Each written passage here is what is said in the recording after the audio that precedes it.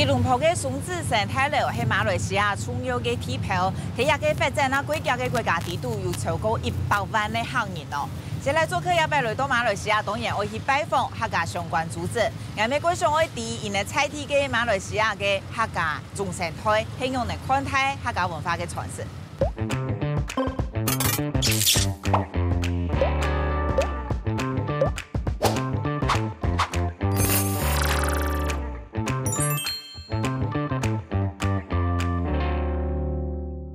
現在做客萬人來了，今日我哋來一個場合非常嘅特別吼，係一個算係馬來西亞生態嘅客家組織啊，有一台呢，我哋等下都會了解吼，我哋邀請到嘅來賓，而係馬來西亞客家公會聯合會搶人團嘅秘書劉偉生，歡迎偉生。係，大家好，我係馬來西亞客家公會聯合會搶人團。總秘書，哈，偉生，我係好朋友，係好朋友，好朋友，哈，家等下人哋都盡量攞論講下，就係唔做得講嘅好朋友，我哋訓練一下我嘅客家聽力，哈，家今日幾難得可以邀請到偉生，家人哋都愛用一段嘅小物，哈，帶來嘅物品來認識，人哋都請處理本人嘅題項，可能偉生帶來嘅。一個同有關的物品係乜嘅？感覺一種，一種相片，一個係福建的雲天客家土樓，一路係可以啦，可以好生哦。係藝，一個係乜嘢？我嘅阿公，你人1年是嘅18年前咧，18，係，家係唔提白起嚇，係。幾擺去主要係為到乜嘅目的？我講一講，我講中文好吧？好啊，沒問題。OK，這個部分呢，就是當時候就陪我的這個公公我們客家話叫公公我們陪我公公回到鄉下去探親。在這個回憶當中呢，對我印象最深刻的呢是。我們是回鄉去看我的二伯公。我這個公公的哥哥，二哥。我公公呢，其實在馬來西亞呢是有6兄弟姐妹，然後他是排第3。然後在30年代的時候，1930年代的時候呢，這個我的太叔公呢，從中國南下，來到這裡就問他們6兄弟姐妹，你們有誰當中能夠回去照顧大陸的婆婆？所以不懂他的這個二哥呢，是懂事呢，還是想要保護自己的弟弟妹妹，就舉手，然後就跟着這個太叔公回到鄉下去照顧這個婆婆。一走呢，就爆發戰爭。所以呢，我公公呢，跟我這個二伯公呢，是在他8歲的時候，我二伯公9歲，就這樣子離開了他的父母，離開了他這個6個兄弟姐妹，到大陸去。所以是相隔了到1968年了，改革開放。改革開放之後呢，就我公公跟這個他的哥哥見面呢，應該是40年後的事情。2兄弟40年後第一次見面，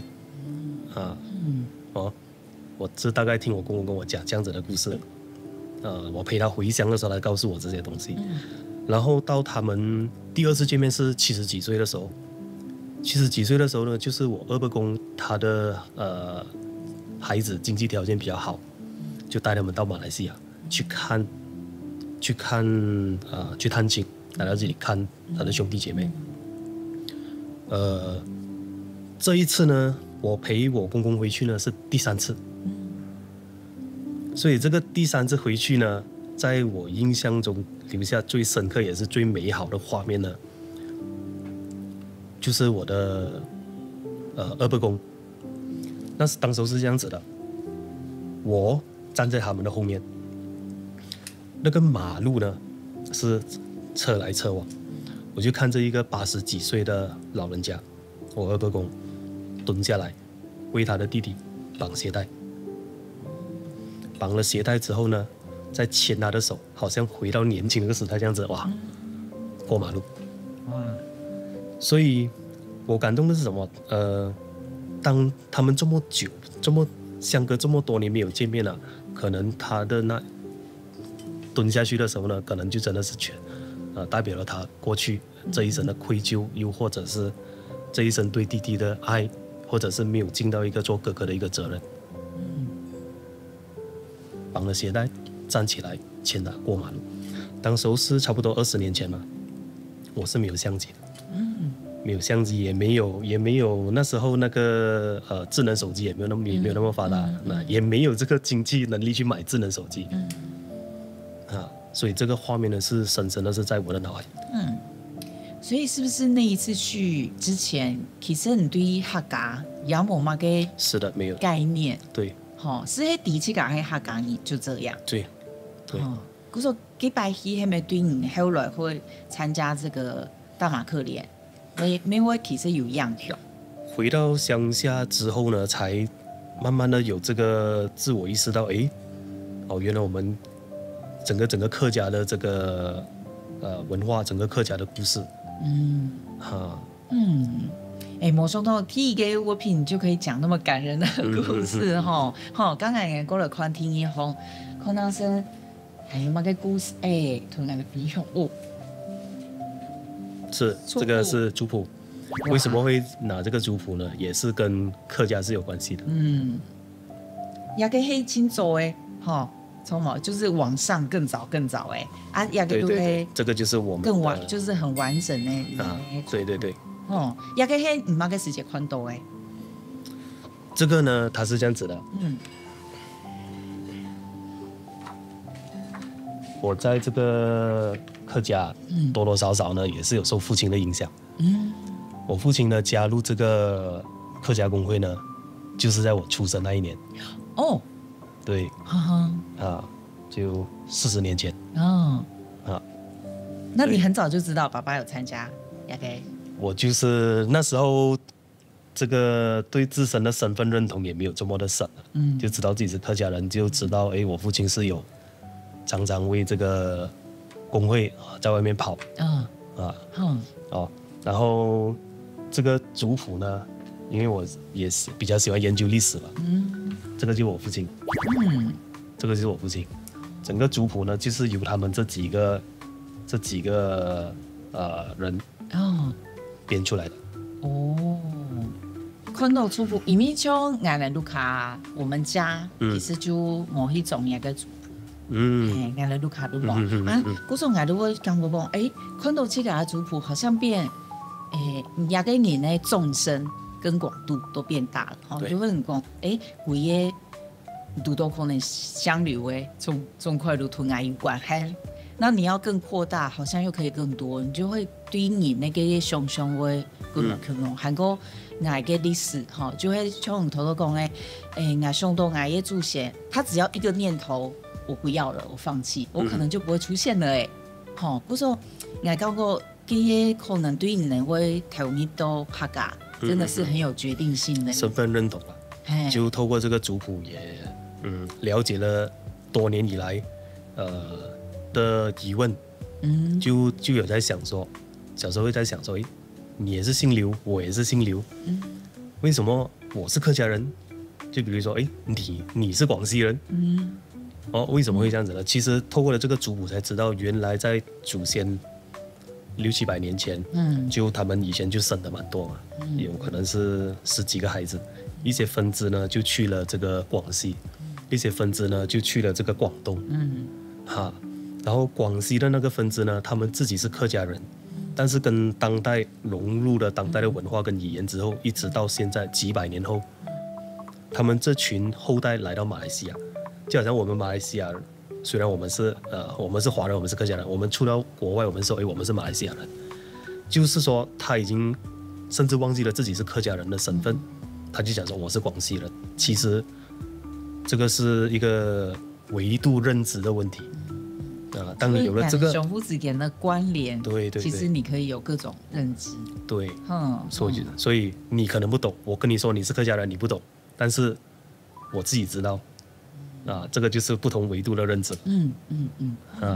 够神奇！刚才看第三号，跟他屯卫生有关的片，这个就完全跟头多两号差别很大嘞。也可以黑马给这个感觉是，这个呢，这个是跟我的这个是那个摩托车的那个安全帽呀，安全帽的那个帽镜了，是是。哎呀，黑哎，是的，这个呢是代表了我们的友谊。我们这里总共是10个人，然后我们的代号叫 M1 Brother。是的。然后上面呢会有写着 No one left behind。为什么会有这个字呢？因为我们在这差不多10年我们都结下了非常深厚的感情。所以呢，我们有跟就是说可能是兄弟之间的那个诺言 ，brotherhood 那种感觉。就我们就讲说，我们要不要每一年我们都会去骑车？为什么是骑车呢？因为我们是从事跟摩托行业有关的。大家都是领域，对，我们都是这个继承家业，摩托车行业的第2代，所以我们有很多共同的这个话题。怎么样去改革公司啊？怎么样去让公司做得更好啊？有相同的背景，类似相同的经历，类似相同的使命。不是你也会去下去，还没还有去台湾。是的。你们的环岛也有去到台湾。是的。就我们每一年都会约一个时间，大家可能去旅行，可能去骑摩托车。就包括我们今年的8月，8月呢我们会到这个东马。到东马呢就是从沙捞越骑车到文莱，再进沙巴。就能都好如何从事这个行业，然后遇到10年没黑，就会变那种鬼业感情，好像也变兄弟一样。虽然是事业，每一年都有个约定。好是，所以 no one left behind。是，所以这个东西呢，就是是我人生中其中一个还蛮重要的一部分。还有嗰个故事好讲，我来聊一下，多种来继续打这个。对，就有一个感触了，不是感受，会觉得哇，整个我们客家人真的是不简单然后就到现场你会看到哇，全世界的青年都为了这个盛会飞过来。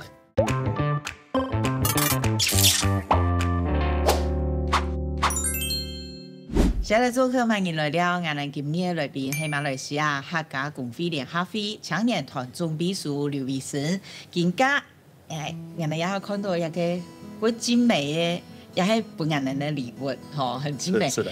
一个是伟生自己做的。嘿。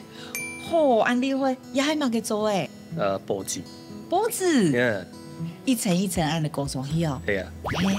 咁侬会当初侬会想要学一个人哦。怎么会想要学做这个？一开始是喜欢客家诗。这个不是学啦，这个本来我就是会做手工艺品的。是。本来就会的，对。小时候很多人在玩玩具嘛，我玩具都是自己做的。真的是的，包括灯笼啊、玩具啊那种，就这样子。你是小时候就喜欢手工？本来就是喜欢画画的一个人。这个呢，其实这个故事是这样子的，我就加入了这个客家工会。然后我们在工会里面面对最大的挑战是什么呢？我要带领着这个我们的团员做出一些突破嘛。我们马来西亚客家工会青年团面对最大的问题就是他们不愿意加入客家工会。年轻人是的，其实是他们不了解这个平台的那个资源他们会更加倾向狮子会，会更加倾向这个青商会，不是说不好，大家都有他的那个目标跟目标。对然后为什么青年呢？他比较不想要加入这一个客家工会，他们认为是老人团，他们就觉得因为我们会比较倾向传承文化，我有做过调研我有问他们，为什么你们不想要加入？他说我饭都吃不饱，我怎么样传承文化？所以呢，我们最大的挑战就是我们要去改革，我们就要创新，我们要在文化上的创新。让更多人可以认识到我们客家的文化，要怎么样去创新呢？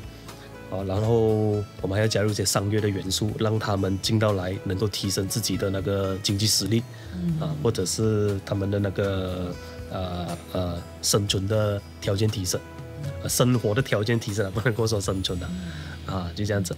然后回到来这个石头呢，当时就讲说要创新嘛，我们其实是在做这个之前是成立了一个青狮队。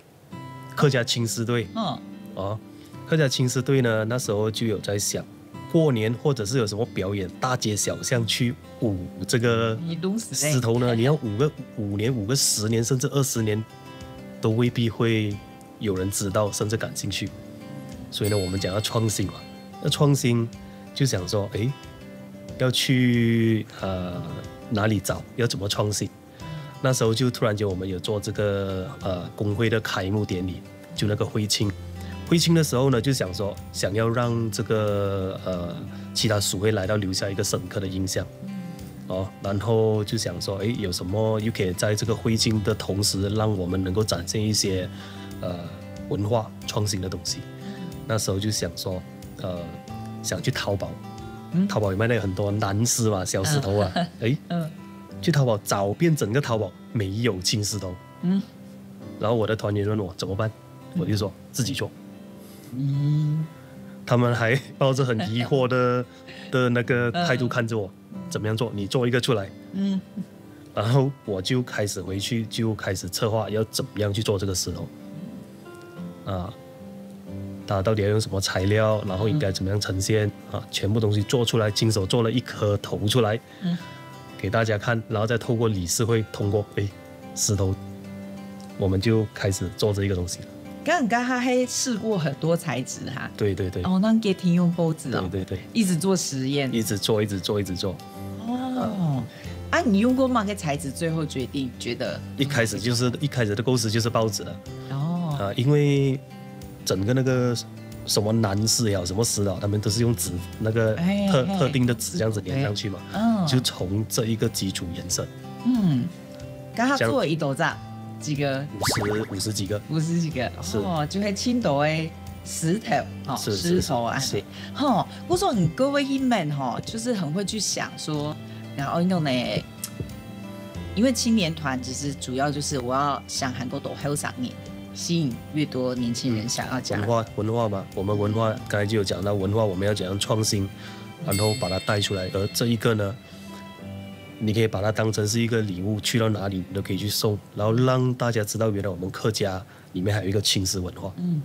因为不方便你拿着这么大个的石头，还要锣鼓，那些器具这样子，还有整队人大概10几个这样子，这个怎么去弘扬怎么去宣传？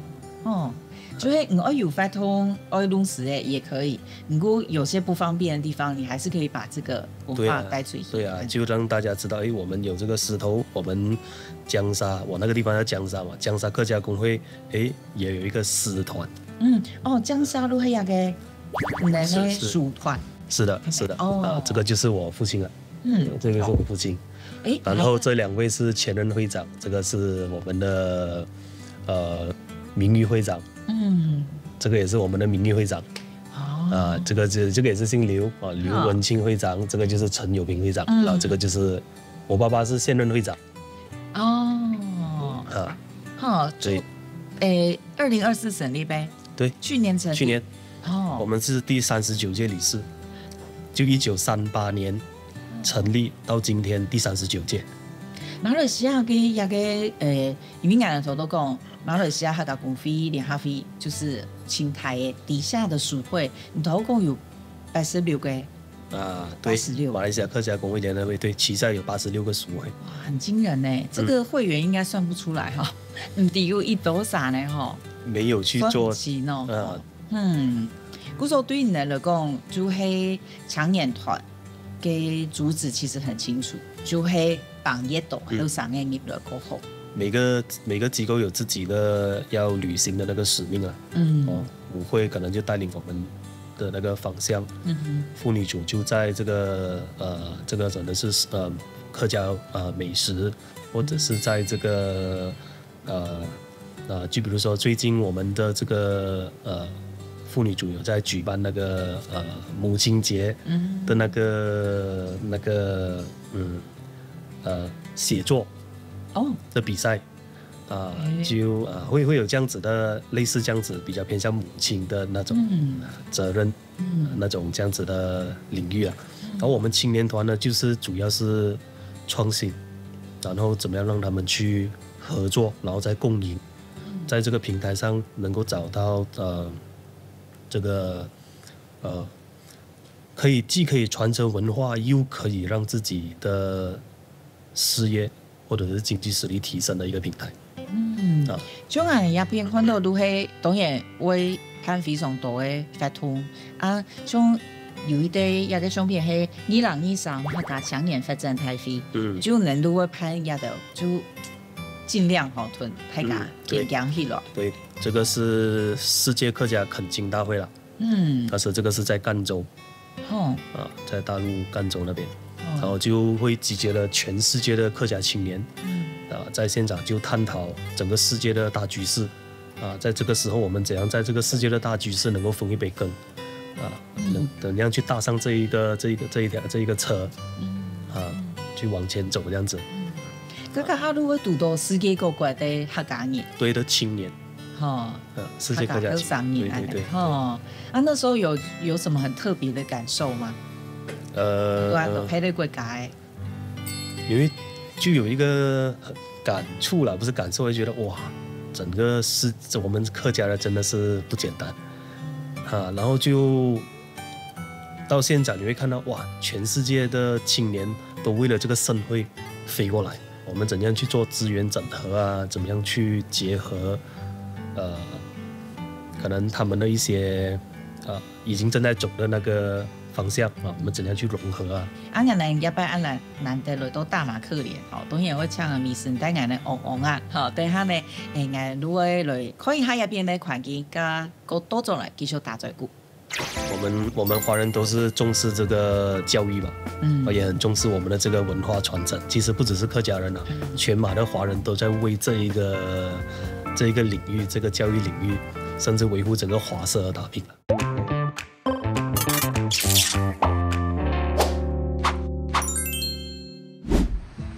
我們馬來西亞客家工業聯合會青年團，我們總共有37個這個職位吧。這37個職位的每一個職位呢都有一個證書，就是證明他們是我們的這個一份子。這個是榮譽證書。我們這個理事會是3年1屆嘛，然後每一次的這個有新的理事會呢，我們就會重新再編排這一些顧問職位就讓他知道他的職位和他的職責。就我們身邊的這些青年只是他們不知道怎麼樣去運用我們這一些現有的資源，而我們的工作呢，就是要告訴他們，在這裡呢，你能夠讓你有怎麼樣的一個提升然後當你提升了之後，當你有了一些實力之後，或者有了一些資源之後，怎麼樣把它帶到來我們這個客家群體來回饋給我們整個客家。這些是我們的其中一個活動，馬來西亞羽毛球比賽。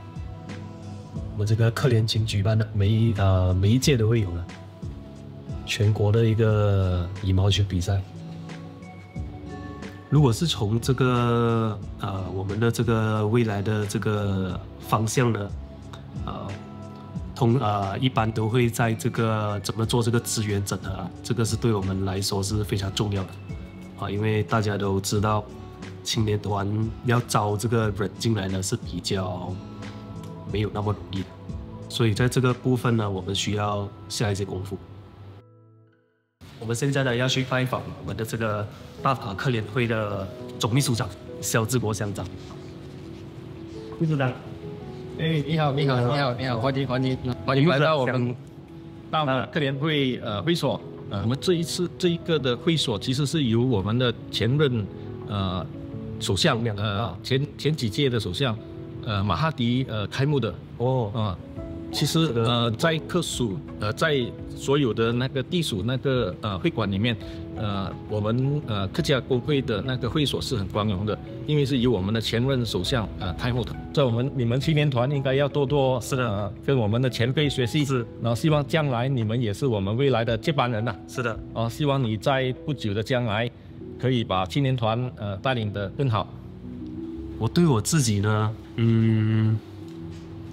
做好我们这个位置应该要有的本分跟责任就比如说总团长有总团长的职责，然后我们总秘书有总秘书的职责，然后其他的副总团长有副总团长的职责，理事有理事的职责，就大家坚守自己的岗位，然后再做一个互补互助来达到我们最终要去的那个目的地。多多眼人呢，透过卫视给介绍眼人看到一个马来西亚生态嘅一个客家组织，台体嘅一个总部嘅用嘅如像多多介绍眼人看到每个地方如果有捐赠那名嘅，其实你想想如果感觉大家真嘅爱非常团结呢是的。因为你看，像一个大马克联大厦，还有86个属会。每一个地方，你都会买 T 起来呀。是的，其实蛮简单，就觉得哇，大马的客家人鬼有心呢。还说你看，如果到华文呢，小学中学呀的，大家鬼有心，然后会想讲会发按多钱，大家叫他来种一个组织出来我们华人都是重视这个教育嘛。也很重视我们的这个文化传承。其实不只是客家人全马的华人都在为这一个领域，这个教育领域，甚至维护整个华社而打拼尤其我们头某6个时间有讲到，这几天也有感觉到，因为马来西亚如黑很多元种族的地方，刚你其实有融合，难免也会有摩擦，然后还有资源上面。因为你天生多利益分配，就一定会有嘛。你够多，你够少，一定会有这种状况。难免。我们把那个维度降下来吧。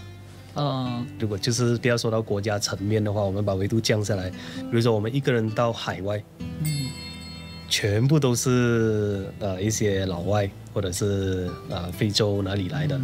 你突然间看到一个华人，你是不是特别有亲切感？是不是特别想跟他捆绑在一起？甚至能够有什么能够整合的，能够一起互助的，我们海外整个华人的群体就是这样子的状态你讲爸爸讲你大马克联黑出生的时间，你出生的时候，我那时还没有大马克联但是还没有大马克联，大马克联是在1978年成立的。刚好是前身是。不过，假使要追溯到大马克联的前身，其实可以。我们是属会，因为我们江沙客家工会是在1938年成立的。刚是哪一年港一杯给客家工会？哪一年决定你也要加入？我当时候就20几岁的时候了，也是跟大部分的年轻人一样，我为什么要加入这个老人团？然后慢慢的接触了之后，有对自我的文化跟身份有更深层的认知了之后，然后再透过我的父亲把我引进去，然后我加入这个大马客联青，就是我们这个客家工会联合会青年团，是由一个我的前总团长李志宇先生把我引进来的。那时我们就为什么会这样子进来呢？就讲到这个，因为我们有共同的一个想法跟方向，就是讲到我们要怎么样资源整合。把资源引到我们的青年团，再把它分配到给我们的团员啊。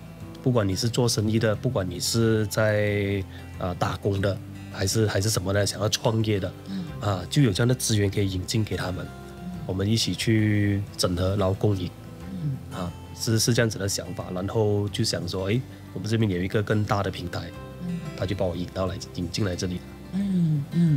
那青年团呢，主要的成员啊，就会能用的一起嘛。现在有大概多少个成员？青年团呢，如果是讲全国属会的话呢，我们有55个青年团，55个青年团。然后你是说大马克联青呢，是有多少个成员呢？我们是由55个青年团的团长来竞选，全国的团长竞选。竞选了之后呢，会选37个位置出来，选了37个位置，再去投票，再竞选成为总团长、总秘书、副总团长，然后这些这样子的。组织很严密啊。是。然后各自能去个为到总目标，还要够吃去个去找人，安尼是拍嗰度的好上面安尼。是。刚安尼能安有心爱做啊？有觉得现在要找年轻人进来比较容易，还是其实他还是面临越来越难？其实回归为那个本质啦，其实是大家不懂得怎样运用这个平台的资源毕竟你说这个平台没有资源吗？这个平台很多我们这个工会，甚至除了客家工会以外的工会，很多都是过100年的历史了，怎么可能会没有这个资源呢？是你们还没有挖掘到，又或者是前辈们，他们在传承方面可能就是忙碌还是什么的部分，他们没有把这个跟我们做一个对接，所以我们青年团就要主动出击，去怎么样去跟他们迎合起来，跟他们去帮助他们，甚至看有什么能够在他们身上学习的。然后脸书豆就黑我们的刚刚的第一 part 哈，就是讲到冲突公共的相片啊、族谱啊，会觉得某种程度，感性很强的人，那么愿意做安类的事情，因为台湾也拄到其中的状况，就会要到客家相关组织，后生人会唔想去加入，因为对年轻人来说，跟年长者一起工作还蛮困难的，因为观念差别过太嘛。上父子间一听会有哇，我刚才讲就矛盾，叫他工作嘛，好，去做爱如何，很容易就会想要离开。可是说，为什么会想要一次离开了？就算读到，一定遇到很多困难。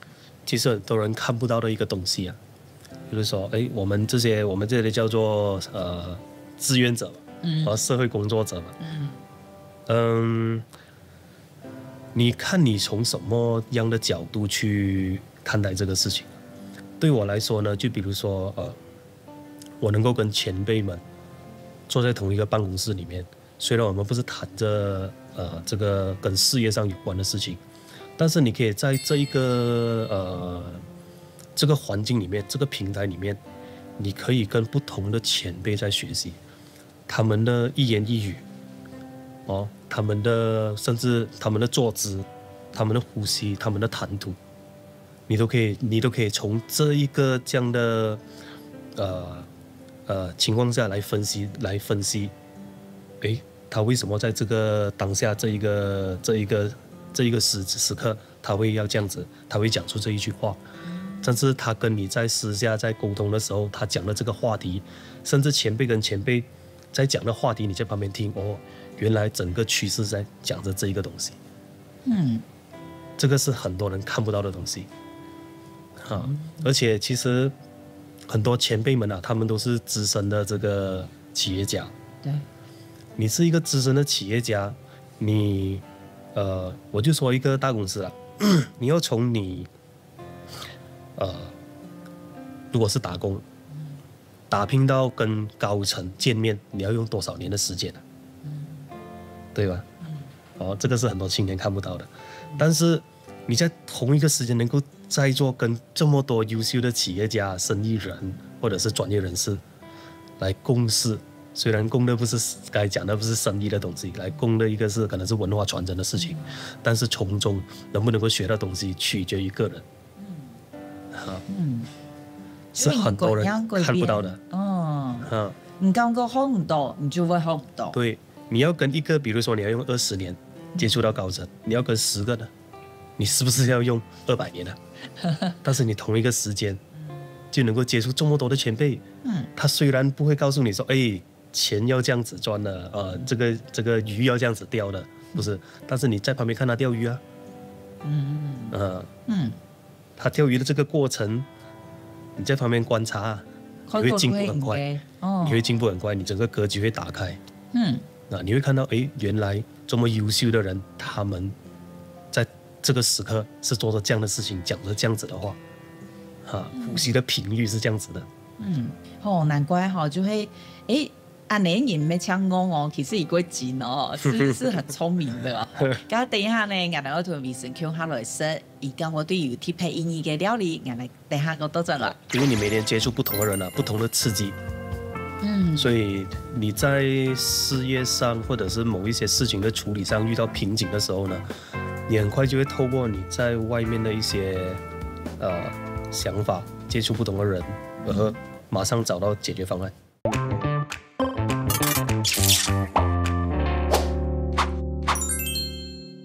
现在做客慢嘢來了，一個最尾嘅部分，我哋攞去講下來是好食嘅，嚇，加醫生同我哋介紹一下，也都係擂茶，是，嚇，咁我哋菜題會用嚟講，就會講擂茶，大家就會知道。活潑擂茶，活潑擂茶，我會講活潑擂茶，活潑擂茶，哦，你都會活潑，我們自己是，你們自己，我們就會講活潑擂茶了。哦，剛剛要吃看那鴉片呢，你要不要一起吃？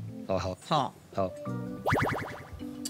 其實台灣就會是像甜點的感覺，但是這邊就會正餐，而且其實感覺很養生啊。睇家去日本也會吃個茶泡飯安尼嘅，你做嘛台灣冇安尼生呢？這個排毒很好啊。排毒，對啊，很好吃的其實。其實它不只是我們為了拍然後生，那平常時就會生，其實它是就是很，你要說像便當也是啊。100色其實就是便當，然後看到擂茶泡飯，哎，覺得很驚喜啊！呢，咁我來試一下嘛，大概係富圈買嘅，我哋來試看啦。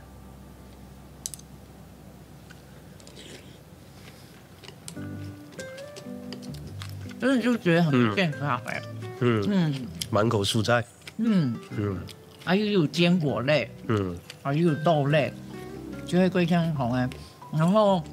我都醫生講，人就是好朋友。然後好多冇料嘅時間，醫生又講，活潑嘅由來跟擂茶有關，係咪？我也是在一些網絡上查找的啦。因為都有一個很準確的一個說法，就有一說，就比較大部分人都在講的一個就是河婆是怎麼來的呢？就是大約是在700年前吧。就從這個福建有一個姓彭的，帶着他的母親到這一個地方來，當時還不叫河婆。他的母親是姓何的，然後就在那邊賣擂茶。然後過後越賣越熱鬧，越出名，就變成一個小市集。之後呢，就他們叫河婆擂茶。大概是這樣子啦。這樣還聽得到。比較為廣傳的那個方向是這個。但是上到睇馬來西亞菜題，先有客家米嘅，可能都會讓人食到擂茶。嗰有酸盤子，有人前年的還食到能夠梅菜。我們講杭菜控肉、梅菜扣肉，當然還有不一定是客家，就是睇馬來西亞，你自己最喜歡吃的東西是什麼？其實我是有飯就可以了。還有有飯就可以。就會歸好吃飯呢。對，就真的很華人。不過這個就是小時候的味道了。小時候長輩還在的時候呢，就是祖父輩還在的時候呢，會一起去磨啊，要磨那个，要磨啊，要切嘛。我妹妹就是帮忙玩这样子。还小啊，就有这样子的回忆了。所以小时候常吃的东西，到长大还是很盛行，其实还蛮幸福的事是。那这样算盘子啊，韩国梅菜扣肉这种，你们很常吃，还是还好？就是擂茶都喜欢吃啦，都喜欢吃。你跟我讲就马来西亚多种族嘛，我这几天其实我们才来提醒你。我已经吃到客家嘅、印度嘅、马來西亞嘅，就覺得嗰度種東西好食，睇下咩地馬來西亞東西就係個好食。叫做飯類嘅，你這個還有好食配得出去那東西哈。那個一個叫做 nasi lemak，這個是馬來人的一個食物啊，那個還蠻香的，就是椰漿飯。椰漿飯是，這真的要飯，這個都要食飯同客家有關，就係一個係個主要嘅主食。唔過客家咁有點心類嘅，有冇？客家點心啊，應該是廣東的點心吧？家頭都將分享到嗰度同客家相關嘅東西。其實我頭都冇看到。如recent 有去台灣環島，跟的 brother 他們一起去。其實你韓國走以前沒有去過台灣，去讀書。是。那會有一個機緣想要去台灣讀書。那個時候就學校來招生嘛，來招生。台灣的學校來招生。是。來到讀中。當然相對的，在這個價格還是，跟歐美比起來，比較經濟實惠一點。經濟實惠，然後也是一個不錯的地方。各方面的條件都還很好，這樣子。剛剛喺多馬嘅時節，我感覺講，剛才可以吃嫩周坤那盧卡嘅亞北，跟着。也就是慢慢這樣子。也沒有說什麼機緣巧合，就是慢慢很順其自然的就這樣子。剛剛提馬來西亞從事這個商業，就你們那個摩托車產業，它現在的發展的狀況太低黑嗎？還不錯啦。我們在做的是這個雅馬哈這個品牌啦。我們是這個豐隆集團旗下的一個代理商。我們在做這個牌子呢，就馬來西亞的這個市場的份額大概是50%或者是以上，大概是保持着這個水平。工作中啊，其實市佔率很高。是。工作率一定規模喊嘛，不過你還是要撥時間。對，做客。對啊，就我們公司有團隊啦。你就顧着那個大方向就好。要常常開會咯。常常開會。剛剛做一個客家嘅工作啊，你剛剛像你剛剛有講到，我覺得你視野會可以看比較高，所以你會感覺講，我想要做嘅事情個清楚。我也可以學到幾多，大家可能會覺得說，我來到客家路係屯老人家去那工作，可是你不同的角度，你都會腦袋轉比較快，然後因為你每天接觸不同的人啊，不同的刺激，所以你在事業上或者是某一些事情的處理上遇到瓶頸的時候呢，你很快就會透過你在外面的一些想法，接觸不同的人，而馬上找到解決方案。客家提馬來西亞能看到，雖然感覺大家還是很多人會有心，想要來傳承客家語言跟文化，不過也會讀到同台灣同樣的狀況咯。像台灣就是，因為印度的後生的唔講客嘅，不講客語，那我們也沒有辦法說，那麼客家連結其實沒有到那麼深。不過其實就會面臨。可能未來說自己是客家人的也會越來越少，會講下嘅那印度音色。所以，我自己的角度去看呢，必須要讓他吃飽。你吃飽了之後，你才會靜下來。这个地方给了我这样子的生活，这个地方有我这个打拼的回忆，我想要回馈这个地方。这个是一个很长远的改革路线。首先要先让他们吃饱，这个是必须啊。就丢一个客家的，传承吧，你去传承吧，不可能的。我为什么要传承？所以这个呢，也是回到去我们当时候先贤们他们创会的时候，他们就是为了要让他们的乡亲们来到马来西亚，刚才就说到有屋瓦可以遮头，能够找生活。但是当今我们是他们的后代嘛，我们全部都是大马公民，都已经是马来西亚公民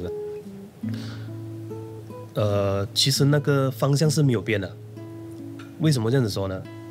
有屋瓦可以遮头跟找生活，当时候是很艰苦的环境和条件嘛。我们今天或许可以变相的让他们提升技能，提升他们的思维，跟当年的那个几十年前、整百年前的方向其实是一样的。我们要找回当时候我们创会的时候的那个初心。没有分别啊，都是在帮着我们客家子弟的后代走着当时候创会的那个时候的那个种子。就是你先鼓捣一掉，莫先去想来如果要讲客如果要传承客家文化，不要先丢一个大帽子给他。如果是大家生发鼓捣的，让上的多文化。如果像你讲的，可能成业来，你可以收获很多，对你的生理也有帮助。你可能如果想我在这边受到很多的恩泽，我想要回馈。对，当然我们不能够让每一个人都这样子，但是至少跟你频率是一样的，有这个想法的，思维模式也差不多一样的，我们可以来尝试一下，做一个这样子的结合，看你有没有兴趣往这个方向走。本来就没有对跟错了。故作兄脑筋动很快，就是你会刚不待在这，还是有很多东西可以做。有一些东西不是等人来给你的，你要自己去寻找的，你要自己去挖掘的。就很多事情是我们不经意的就觉得这个是很正常的，但是你有没有认认真真停下那个脚步，然后再看回去这个事情，其实可以找得到你想要的答案。可以挖掘到，为什么我们不能够在这个地方更深层的去打入，而要做宽呢？路边呢，本来人可能一个想法用一个创业家的思维去经营一个文化的组织，可能如果有某种的做法。某种的思维，非常感谢美神本来人一个，这是很好的一个结论呢。我感谢有几分音色动，非常多谢美神，谢谢。我会多期望，我适合嘛，要把它吃完吗？好啊，好啊，很好吃呢。你刚刚大白是，虽然每一家做法一点点不同，没有到很大差别，可是都还很够好吃的呢。这就是我们的午餐了。